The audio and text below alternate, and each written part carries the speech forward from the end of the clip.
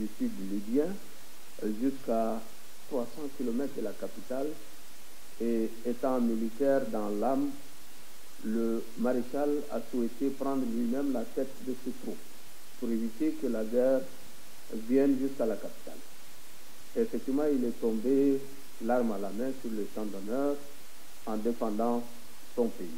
Et suite à ce décès, une transition politique a été mise en place à travers la mise en place notamment d'un conseil militaire de transition et d'un gouvernement de transition dirigé par un premier ministre civil.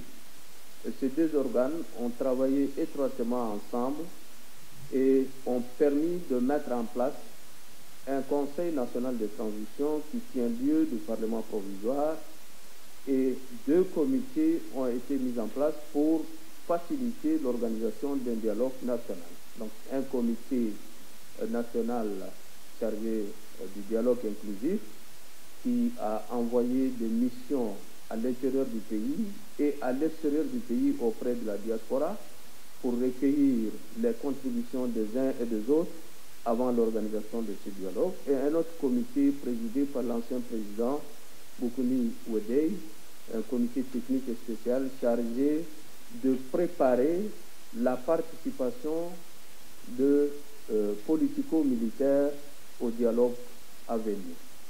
Et je pense que tous ces deux comités ont fait un travail remarquable et vont déposer très prochainement leur rapport. Et en ce qui concerne les politico-militaires, il y aura d'abord un pré-dialogue dans un pays étranger, hors du Tchad, pour définir un peu les modalités de participation des politico-militaires au dialogue national inclusif. Et ensuite, le dialogue va avoir lieu comme une des phases donc, de cette transition, puisque la première phase, c'est la mise en place des institutions, ce qui est presque déjà fait. La deuxième phase, c'est le dialogue national. Et la troisième phase, c'est la mise en place d'une nouvelle constitution. Et la quatrième et dernière phase, c'est l'organisation des élections présidentielles et législatives. Pour le moment, je peux vous dire avec beaucoup de certitude qu'au stade où nous sommes, et les acteurs politiques, et la société civile, et les partenaires qui nous accompagnent, tous sont satisfaits de l'évolution de cette transition, dont la durée est fixée à 18 mois. Pour le moment, par rapport aux étapes réalisées, nous sommes dans le délai et nous espérons pouvoir tenir le délai jusqu'au bout. Et je pense que très prochainement, en tout cas dans les semaines à venir, le dialogue va se tenir. Ce qui va peut-être un peu retarder, c'est d'abord les conclusions attendues du pré-dialogue avec les politico-militaires. Mais pour l'instant, en tout cas, nous n'avons pas vu des politico-militaires qui refusent le dialogue. Et ça, c'est quelque chose à saluer.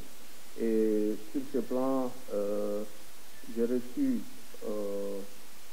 des assurances de la part de mon collègue que Sa Majesté le roi Mohamed VI va continuer à déployer tous ses efforts et effectivement ces relations pour que cette transition puisse réussir et préserver la paix et la stabilité du Tchad, qui par ricochet bénéficie aussi à la paix, à la stabilité, à la sécurité dans l'ensemble du Sahel, dans le bassin du lac Tchad et même en Afrique centrale.